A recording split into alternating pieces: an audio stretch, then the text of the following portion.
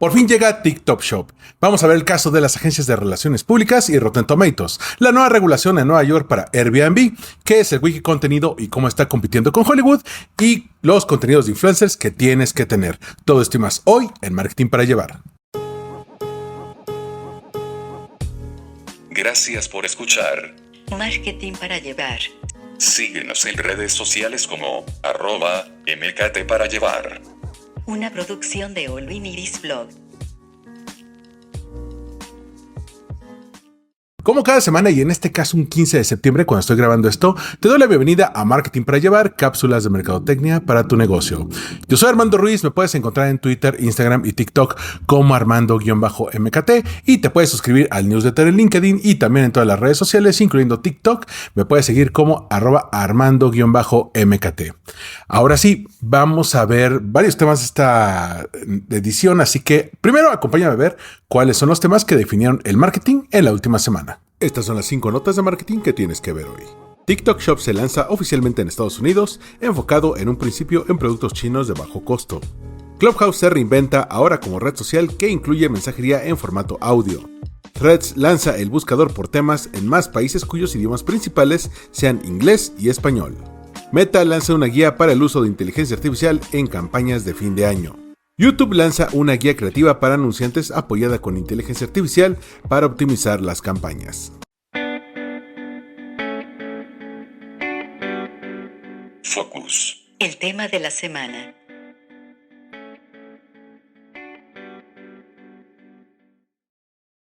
La llegada de TikTok Shop al continente americano puede cambiar las reglas del juego en una industria donde domina Amazon. Ya desde el año pasado, en octubre de 2022, se comentaba sobre la posible entrada de TikTok al mundo del e-commerce cuando se confirmó que estaba armando una red de distribución. Estaba comprando bodegas para tener sus centros de distribución. Hace unos meses incluso lanzaron la prueba en Reino Unido de esta nueva opción llamada TikTok Shop y en septiembre anunciaron la llegada a Estados Unidos y con ello al continente americano, aunque todavía no llega a Latinoamérica ni a Canadá. ¿En qué consiste esta nueva apuesta de ByteDance para convertirse en un digno retador ante el dominio de Amazon?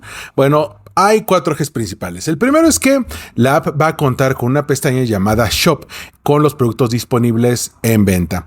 La segunda es que los creadores de contenido o los influencers van a poder agregar sus propios productos y tú podrás comprar simplemente dando clic en botones colocados específicamente en la parte de abajo, en la descripción o incluso en los lives, es decir, ya estamos hablando de Shoppertainment.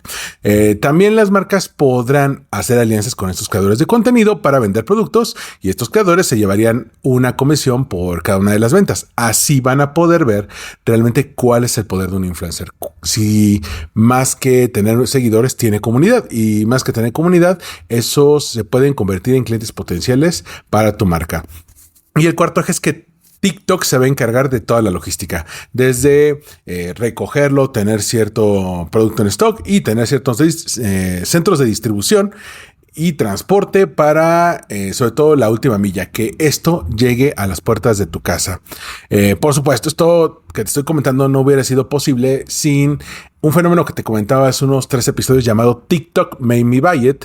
TikTok me hizo comprarlo, en el que pues la plataforma comprobó que no solamente sirve para recomendar productos, sino para incentivar la venta de productos y servicios.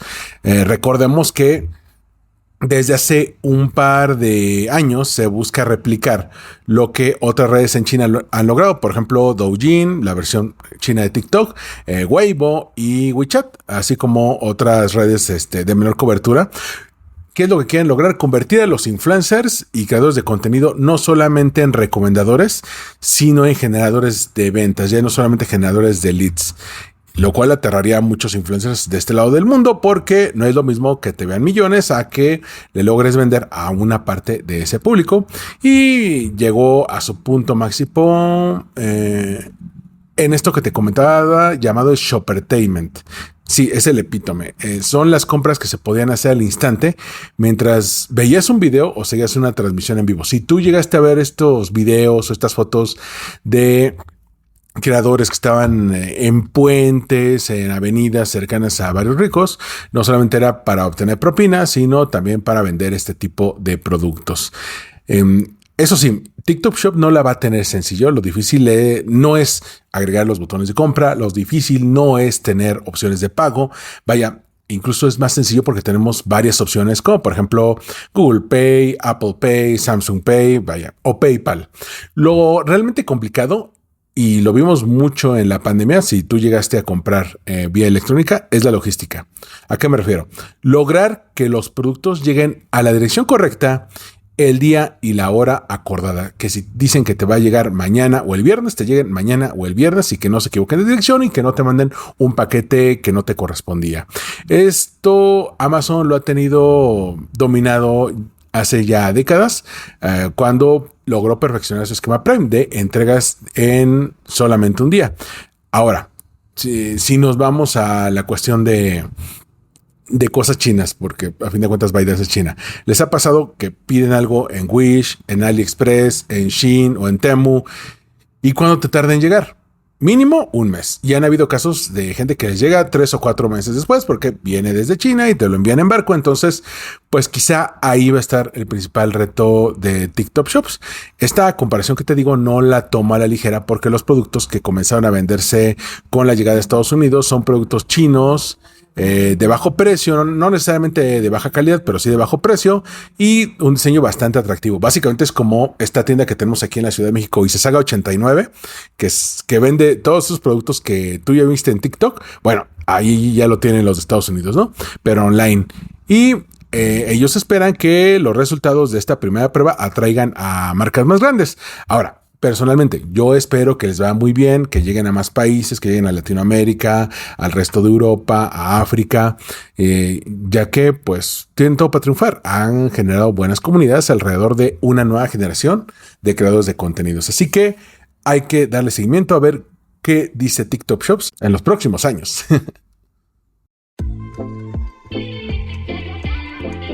Spotlight, temas para dar seguimiento. El escándalo de Rotten Tomatoes y agencias de relaciones públicas nos muestra lo fácil que es manipular los números que ellos a la vez repercuten en la industria del cine. Mira, las marcas de cine, estamos hablando de los grandes estudios, pero también de las plataformas de streaming, saben bien el peso que tiene Rotten Tomatoes para la gente que va al cine o que busca una serie, una película en una de estas plataformas. De hecho, hubo un tiempo en el que tu calificación de Rotten Tomatoes de cada película o serie aparecía en la primera página de las búsquedas de Google. Hoy en día lo han cambiado por la de IMDb y la de Film Affinity, pero todavía puede llegar a aparecer por ahí. Por eso no es de sorprender que muchas de estas empresas han tratado constantemente de hackear el sistema para, pues, encontrar una manera de llegarles de manera más sencilla. En este caso, hay una nota que recoge Vulture sobre una agencia llamada Bunker 15, que según esta nota, la agencia le pagó a críticos que están certificados por Rotten Tomatoes para que escribieran reseñas positivas y de esta forma elevar la calificación de algunas películas.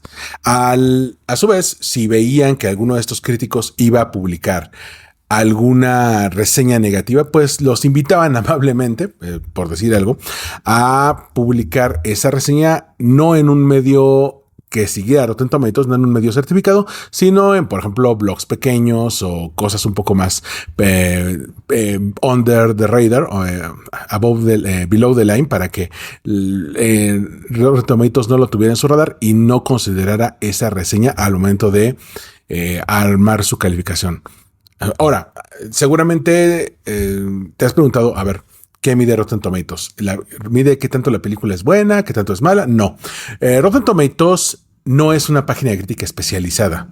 Ojo, no es como Roger Ebert, la página de Roger Ebert, o no es como Cine Premier o Sensacine, no. Es un agregador. ¿A qué me refiero? Es una página que recoge las opiniones de críticos, de sitios certificados donde aparezcan reseñas. Por ejemplo, recoge a los principales periódicos de Estados Unidos, pero también los de algunos otros países. Hace unos años ya empezó a tomar en cuenta medios en español. Y también algunos creadores de contenido, algunos críticos que por su trayectoria y relevancia, pues toman en cuenta la calificación. En ocasiones estos críticos te van a poner una calificación de pulgar arriba, pulgar abajo, 3 estrellas de 5, 4 estrellas de 5, o simplemente por la calificación, los adjetivos que llegan a usar en la reseña, pues uno puede saber si están hablando positiva o negativamente de la película o de la serie. Entonces, ¿qué hace este agregador? Rotten Tomatoes recoge las reseñas de todas las personas que vieron o que reseñaron esto y que sean críticos calificados o que trabajen en medios calificados y genera un promedio. Es decir, imagínate que, por ejemplo, ahora que salió Barbie, que 100 críticos ven Barbie. Si de esos 100 críticos que fueron la primera de Barbie les gustó y escribieron una reseña, si de esos 100 a 70 les pareció buena película, pues te va a parecer con una calificación de 70%. Es decir, 70% de los críticos consideraron que la película pues era bastante decente, ¿no? Ahora, la calificación, ¿cómo la determinan? Si estás abajo del 60%, Rotten Tomatoes se califica tu película o serie como podrida, mientras que estás arriba de 60 se califica como fresca, y me parece que arriba de 80 o 90 aparece como Certified Fresh o certificado de frescura, donde te dicen esta es certificado de calidad, ¿no? Pero de nuevo, no es que le demos 5 estrellitas de 10, 6 estrellitas de 10, no, quiere decir que esa cantidad de personas que vieron la película y que son críticos y que escribieron una reseña les pareció bien. Por supuesto, esto es mucho más complejo, porque imagínate una película indie, una que se estrenó en festivales y que vieron 20 pelados, ¿no? No es lo mismo que te vean 20 personas en un festival a que pues eres un blockbuster de verano y que te van a ver 150, 180 críticos. Obviamente va a variar. Si, por ejemplo, tú eres una productora muy pequeña y solamente te vieron 2 críticos y a uno le gustó y al otro no, y solamente esos 2 críticos suben sus reseñas o las toman en cuenta Rotten Tomatoes, pues te va a aparecer un 50% con solamente 2 reseñas. Entonces, ahí está el asunto. Que una vez que Bunker 15 sabía cómo estaba operando esto, pues llegó a hackear el sistema. ¿A qué me refiero? Hay un caso que toma Vulture, que es de una película con Daisy Ridley que se llama Ofelia, que pues tenía una calificación bastante mala, pero eran muy pocos los críticos que la habían visto. Tenía más o menos un 55% de calificación, ¿no? Entonces, ¿qué hicieron? Bueno, le pagaron a críticos $50 por crítica para que escribieran una reseña positiva de Ofelia, sabiendo que era una película que pues había visto relativamente poca gente. Entonces, pues escribieron la reseña. A la vez, como te decía, desincentiva las reseñas negativas. Les dicen también que, bueno, la película a lo mejor ha sido tratada muy duramente, siendo una gran promesa en las. Entonces ya los van como condicionando.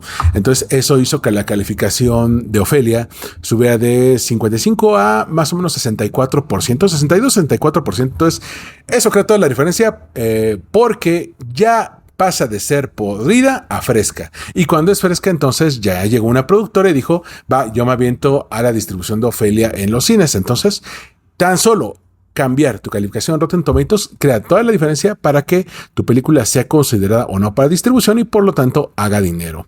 Ahora, si te dijera que es la primera vez que las grandes productoras quieren influir en los críticos de manera poco ética, la verdad es que te estaría mintiendo. Mira, tan solo este año, en 2023, tuvimos 2 casos. Tenemos más, pero estos son los 2 que generaron más ruido. El primero es el caso de The Flash, esta película de DC Comics, que dieron una función para influencers un mes antes del estreno en cines.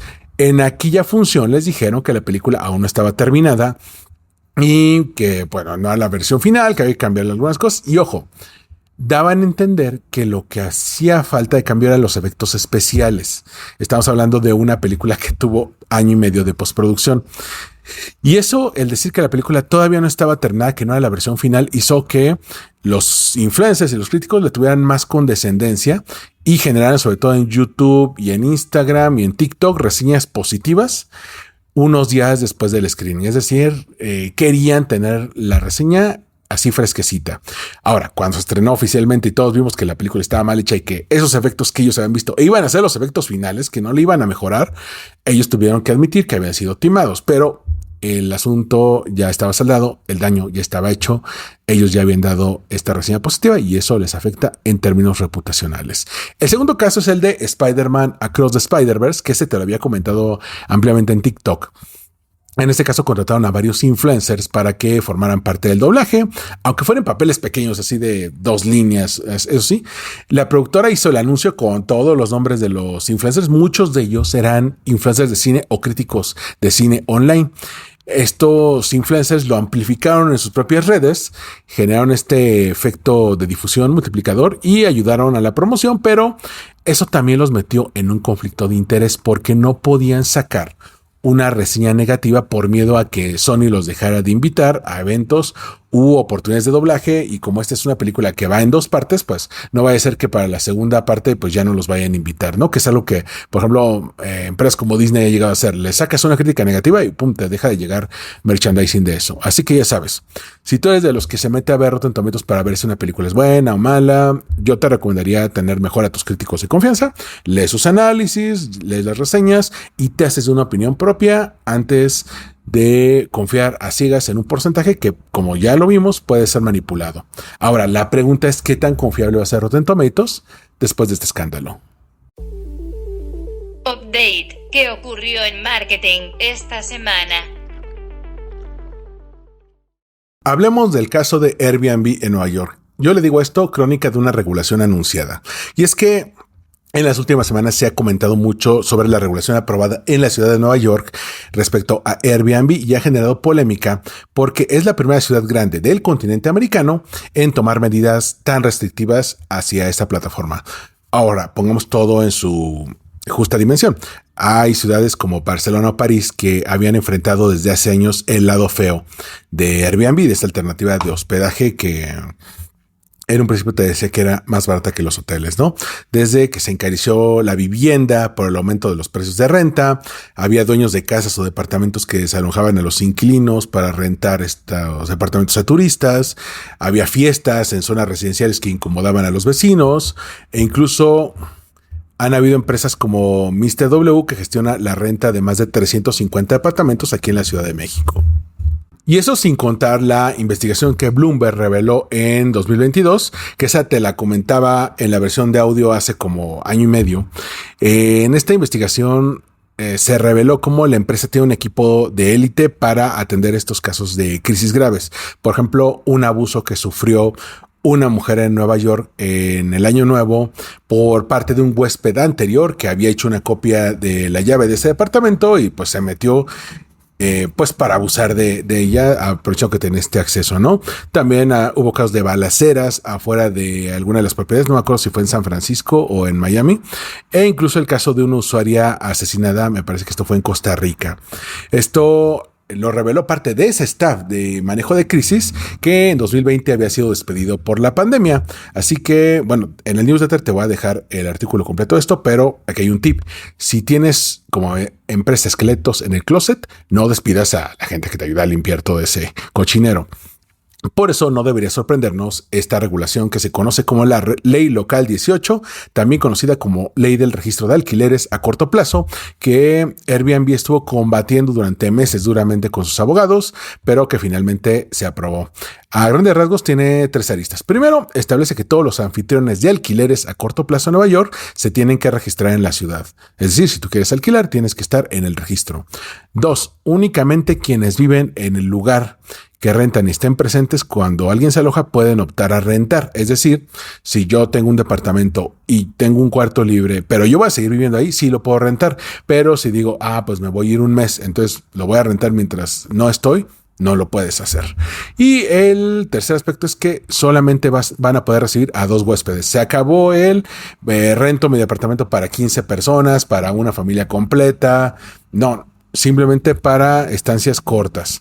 ¿Por qué este problema? Hay que ver cuál es el tamaño del mismo. Hay 400,000 propiedades en alquiler en Nueva York, así que Esto era un problema esperando ocurrir, pero a la vez es un paso natural que ha pasado con empresas como Uber o Rappi. Es decir, llega una plataforma que cambia la economía de una ciudad, la manera en que la gente gana dinero, y a fin de lograr una buena convivencia y prevenir abusos, los gobiernos establecen regulaciones como en todo buen negocio en crecimiento. Por ejemplo, ¿cómo hacemos que coexistan los taxis y Uber? Bueno, vamos a tener que poner una regulación y vamos a poner que los conductores se certifiquen, que tengan licencia de conducir, que tengan los coches un seguro especial, como pasa aquí en México, ¿no? O como en San Francisco y Los Ángeles, que los conductores sean reconocidos como empleados, no como contratistas externos.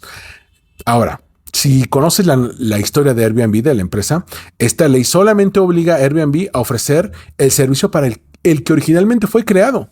Recordemos que Airbnb fue ideado por dos amigos cuyo roomie había desocupado su habitación y ellos buscaban a alguien que la pudiera rentar, aunque sea por una corta estancia, ¿no? Al ver que había una oportunidad de negocio ahí por toda la gente que hacía turismo y que solamente estaba buscando un lugar para dormir, comenzaron con esta plataforma para alquilar habitaciones con departamentos, y en aquel entonces una de sus ventajas principales era que te podías quedar a dormir y te incluían el desayuno en tu renta. Por eso Airbnb, la parte de B&B significa Bed and Breakfast, es decir, cama y desayuno. Y pues de ahí surge el nombre Airbnb. Air porque pues lo puedes pedir en la nube, ¿no? Por un lado, esta noticia de la regulación pues ha causado revuelo porque establece un precedente para que muchas otras ciudades, primero en Estados Unidos y después en Europa y Latinoamérica, establezcan regulaciones más duras ante una plataforma que, hay que admitirlo, permitió una serie de abusos en sus lineamientos, y hemos visto a empresas y a particulares desalojando a gente que llevó años viviendo en casas, en departamentos, en zonas residenciales, simplemente porque el barrio se gentrificó y resulta muy atractivo para los turistas. Entonces dices, no saco dinero rentándote este departamento, mejor lo rento a turistas y mucho más caro, aunque no esté ocupado todo el año. Y bueno, como corolario de todo esto, no puedo no mencionar el perro oso que hizo el gobierno de la Ciudad de México en octubre de 2022, que fue una táctica de relaciones públicas para avalar a Airbnb y su política de nómadas digitales. Fue un evento en el cual el gobierno de Claudia Sheinbaum y el director de Airbnb formaron una alianza para darle la bienvenida a los nómadas digitales. El escándalo fue tal porque justamente esto de la gentrificación, de que mucha gente ya no encontraba vivienda, que se habían encarecido los precios, pues hizo que las críticas al gobierno fueran tal que en diciembre de ese mismo año se estaba contemplando incluso ponerle restricciones a Airbnb, cosa que nunca ocurrió. Sin embargo, hace mucho que no veía a un político ponerse tan de pechito, de tapete para una empresa privada.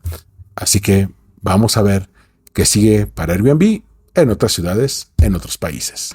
Hablemos del Wikicontenido versus las grandes productoras de cine. Y es que ya llevamos, al parecer, 5 meses con la huelga de guionistas y me parece que 2 o 3 con la huelga de actores en Estados Unidos, en Hollywood.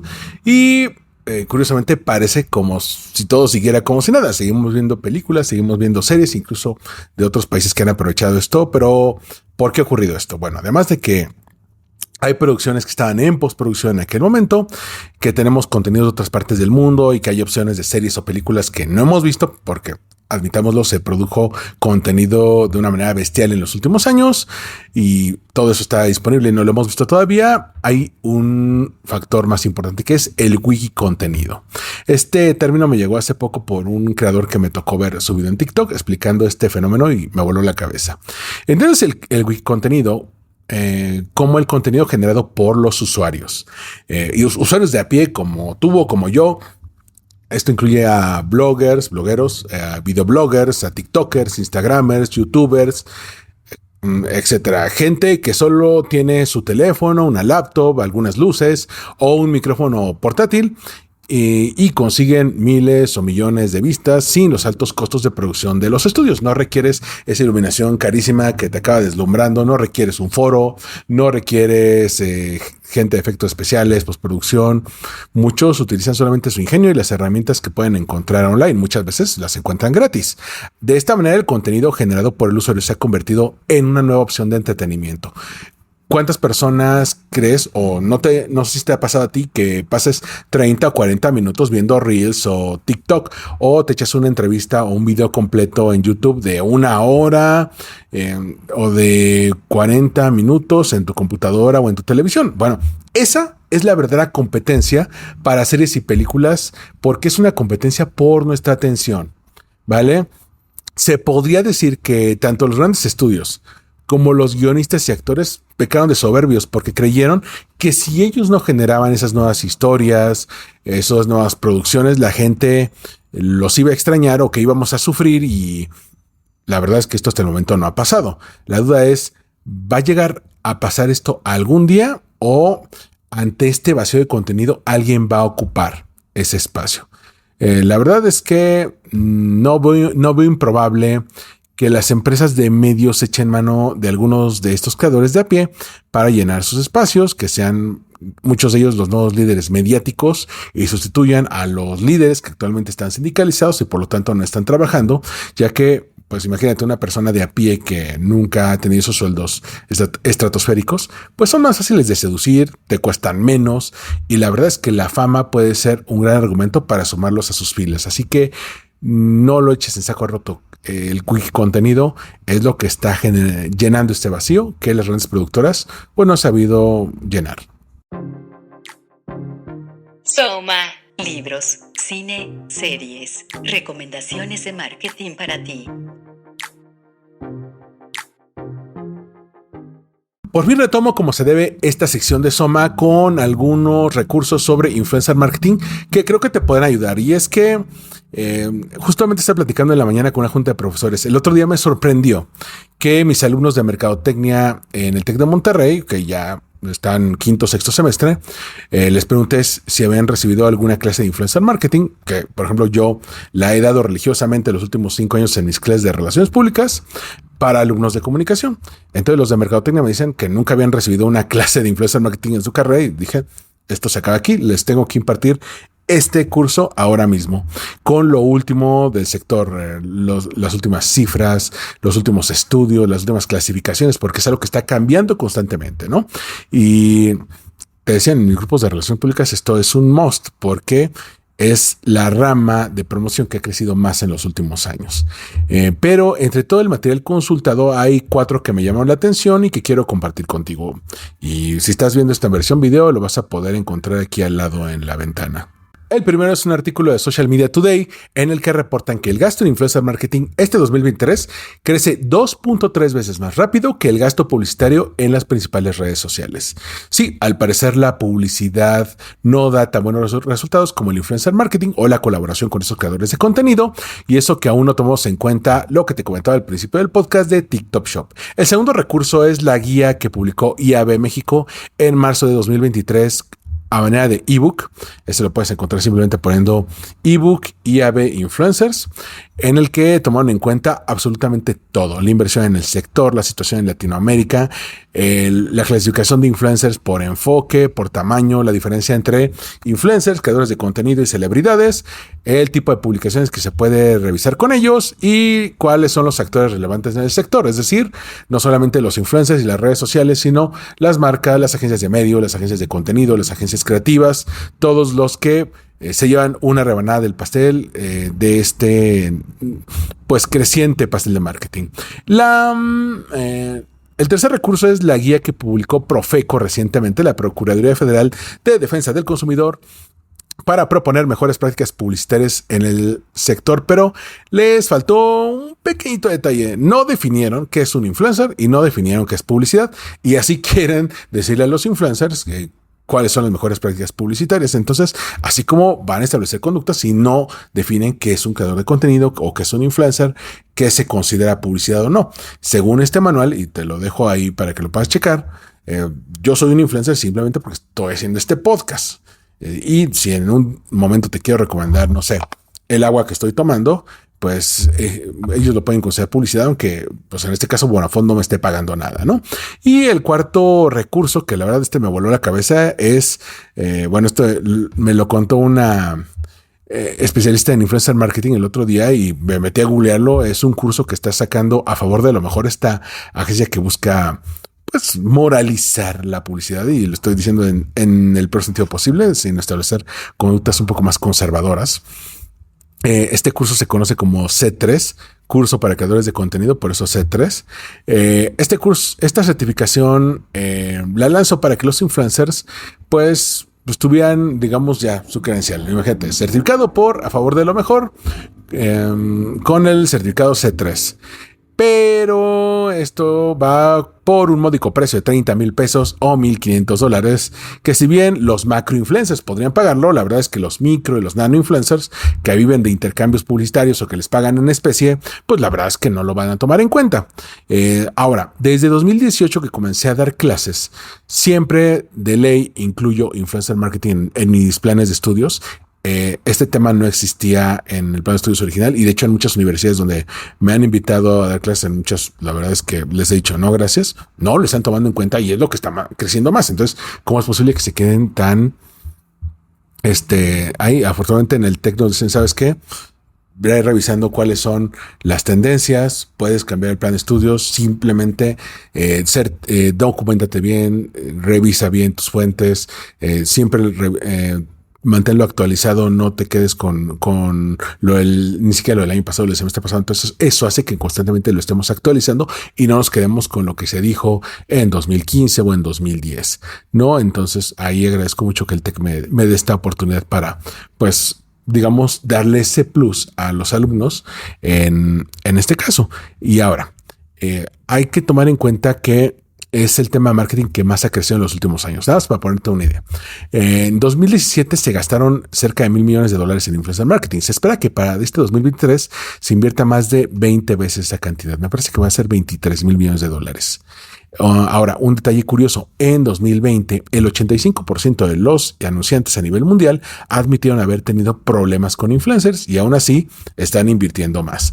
¿Por qué? Simplemente porque funciona. Aunque todavía no existe una regulación ampliamente aceptada, estamos viendo casos como China, Noruega o Países Bajos que están experimentando con sus propias regulaciones, algunas más fuertes, más restrictivas, otras un poco más abiertas a que las marcas colaboren. La verdad es que el influencer marketing es la mejor forma de llegar al público más joven, a ese público que ya no ve televisión abierta ni en cable, no escucha radio, no ha tocado ni en defensa propia una revista o un periódico en años, y su teléfono móvil es su herramienta de información más importante. Así que te dejo estos enlaces para que los puedas revisar, compararlos, revisarlos, hacerte de tu propia opinión.